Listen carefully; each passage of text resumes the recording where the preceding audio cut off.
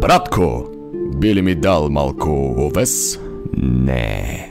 Но аз гладувам, братко! Както и аз. Високата клющава фигура хвърли овеса си по мен.